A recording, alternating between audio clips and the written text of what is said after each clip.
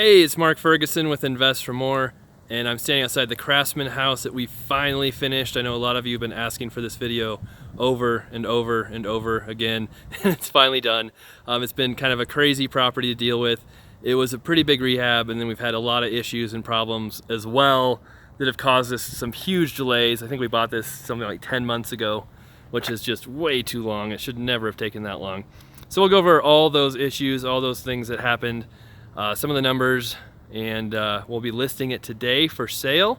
So hopefully it sells quickly. And we'll talk about all the different rehab and different things we did too. And we have a lot of a before video. I'll have update videos on this as well, because this house is the one that had a small little flood in it. All kinds of crazy stuff. Had to rewire the whole thing, which included all the plaster coming down and redoing that. So it was pretty awesome project. We bought it for, God, it's been so long, I can't remember. 206 or 8 or something. I'll put it in the description below what we actually paid for, and then I'll link to the other videos as well. But bought it for around just over 200,000. We probably spent 80,000, 70 to 80, and we're gonna be listing it for 350. We'll also have another 25 to 30,000 in financing, carrying, and selling costs. I am a real estate broker, so that helps me save on that, but we'll have those costs as well. So I bought it from the MLS, and it wasn't in horrible shape when I bought it, but the wiring was incredibly old, had to redo all that, and it was plaster. So as soon as we started kind of trying to get into the walls, we pretty much had to take them all down. So we had guys come in here, demo all the drywall. I had to redo all the trim to get to the electrical. And when they did the basement, I was hoping they wouldn't have to redo all that, but they demoed the entire basement drywall as well, which I think was a miscommunication. But because of that, we actually reworked the floor plan down there some as well. So we had quite a few subs working on it, new kitchen, as you can see. This was a small, tiny kitchen when I bought it. It literally, the wall was right where that light switch was pretty much, and the kitchen was right here. So we tore all that out, tore this wall out, opened it up here, and then that built-in was there. So this is going to my story of the built-in. We had one contractor who has been working with us for a number of years, who we switched from working on contracting, so paying him per job, to an hourly rate for this property and another property. And when we did that, his work level dropped off significantly. He was working not as hard, not as fast. So we love having hourly employees if they can do it and work on their own. We have some other great guys who are hourly. This particular contractor was not great, and that's part of the reason why it took so long, is we could not get stuff done. And so I was so mad because I came here last week, and so these drawers were sitting like this.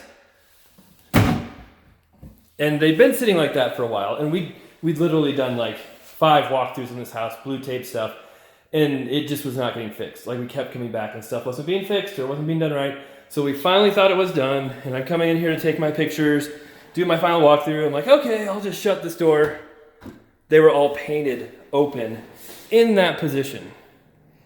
And I had just a week ago talked to our contractor, and one of these that has lots of cool built-ins in this house was, oh, now this one's not gonna open.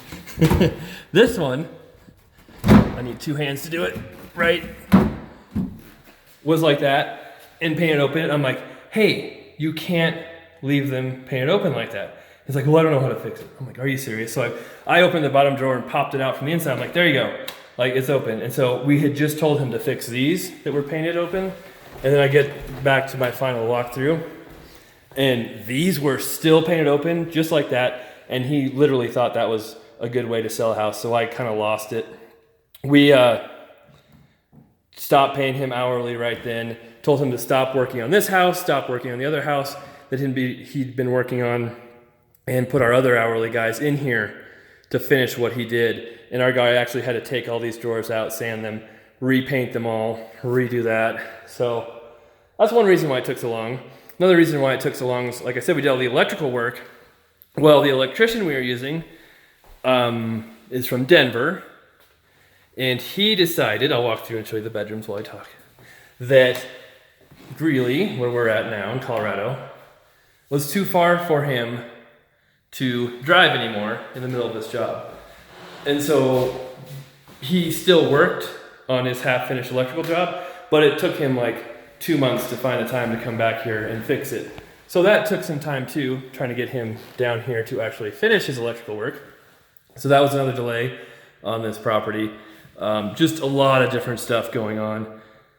So glad it's finally done, and hopefully it sells soon. And this brings up another lesson, is that every single time we do a big project that takes a ton of work, like every problem that possibly comes up could, and it takes forever, we lose contractors, just bad things happen. So we have been trying very hard not to take on huge, massive projects like that. And we didn't think this one would be quite that huge and massive, but it just, the electrical was so bad and having to tear out everything, it turned into that, and it really should have been done much sooner as well. All right, this has 2 units.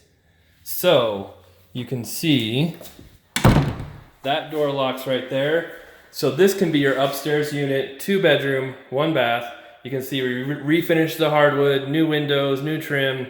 Oh, look at that big gap. See, every time I do my videos, I talk to you guys about this. I find new stuff that I didn't see before, and that's a huge gap up there. Anyway, so we spent a lot of money on windows, on doors. Cabinets are Home Depot stuff, those weren't too crazy. But just all this adds up very quickly. So anyway, this is a 2 bedroom, 1 bath unit where someone could easily house hack this property where they buy it and rent out the basement. This would be kind of common area, common storage. And then down here, oh, the knees are sore. I've been running again. I ran 5 miles yesterday and I'm feeling it. This is the laundry room. So this is the common laundry room where both units can use it. There's our washer dryer hookup, and that door locks too for the other unit. And before, this was this completely changed down here. You walked into a room, there's another room back there, some weird like sink over here, and a huge gigantic octopus gravity furnace was in here too, which you really need to see as well. It was huge, and our heating guy wanted to save it, but then he realized he'd have to like pretty much lift the house off the foundation because it's so big to get it out of here in one piece. But we reworked this whole thing, so that door locks now. It's kind of weird how this was configured, but again, instructions weren't exactly followed. That's okay. This is your bathroom, which is a little strange, but that's kind of the back door to get in here, not the front door. So we redid this completely.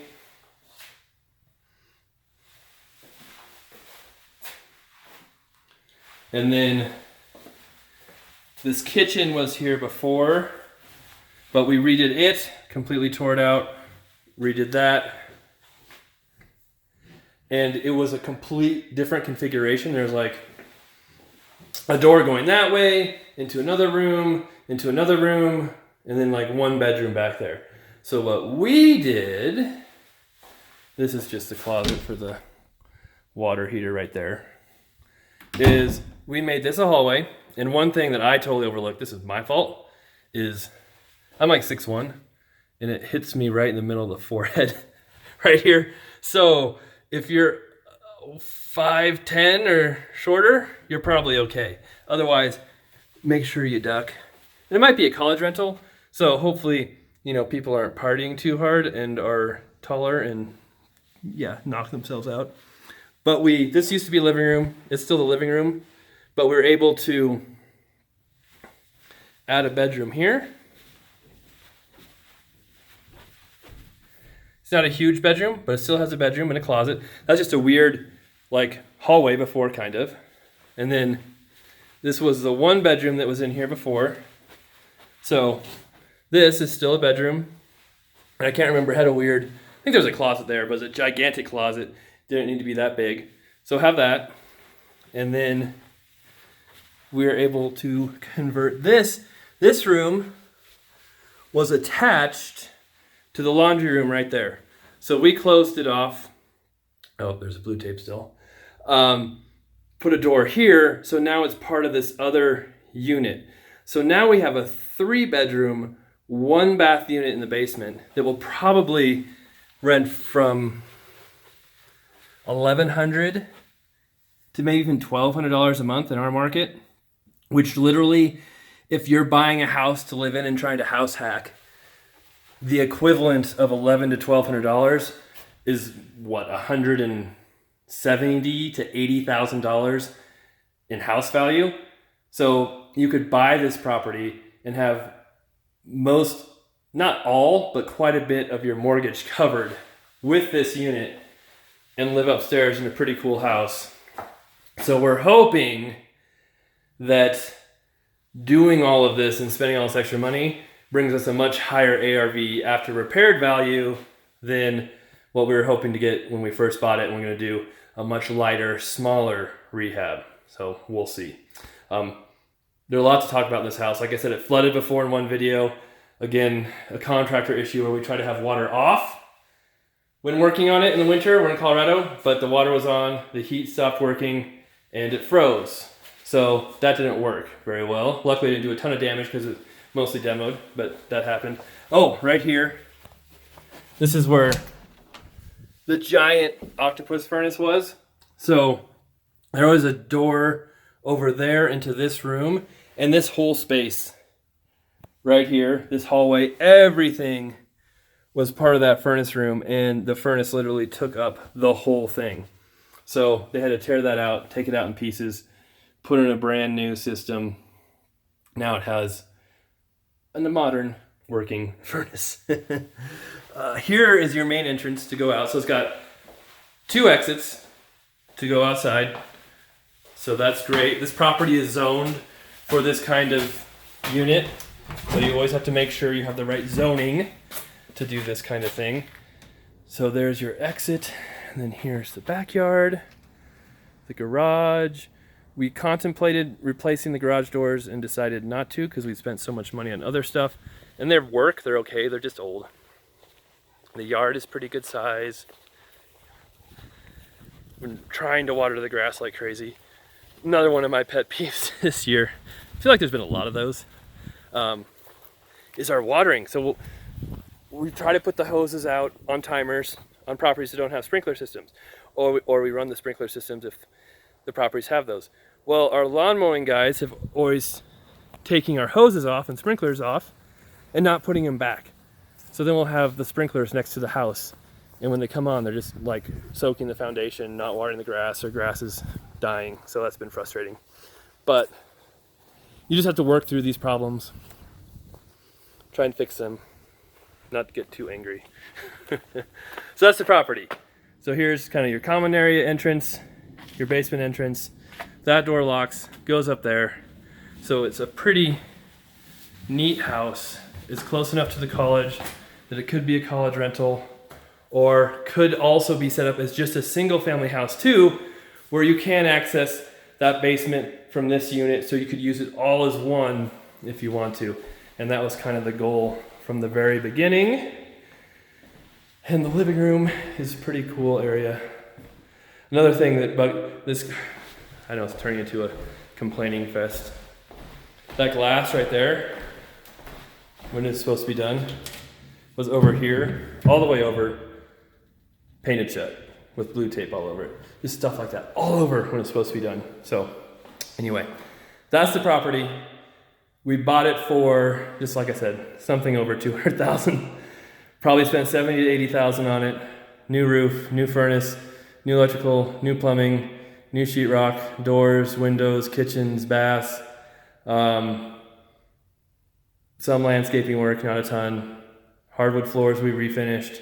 Lots of stuff, new carpet downstairs. So we also had $25,000 to $30,000 other costs, like I said, commissions, financing costs, carrying costs, and hopefully we'll be in the $350,000 sales price range, maybe even a little more is possible with that basement unit and the income it can bring in. We'll see. So that's the property. This will probably be one where I'll do the complete before and after house flip video on, where we show everything in the numbers at the end. Hopefully that comes soon and is sold. And of course, we appreciate your comments. All of those I try to respond to. Your thumbs up are awesome. Your subscriptions are awesome. And if you have any ideas, of course, leave those below and we try and work those into our schedule. Thanks a lot. We'll have many more properties coming up. So we have 2 more under contract to buy and more coming up that'll be fixed as well. And hopefully in the next month, we'll have one of the commercial properties purchased and can show you that as well, right around $600,000. Thanks a lot. We'll be back for more.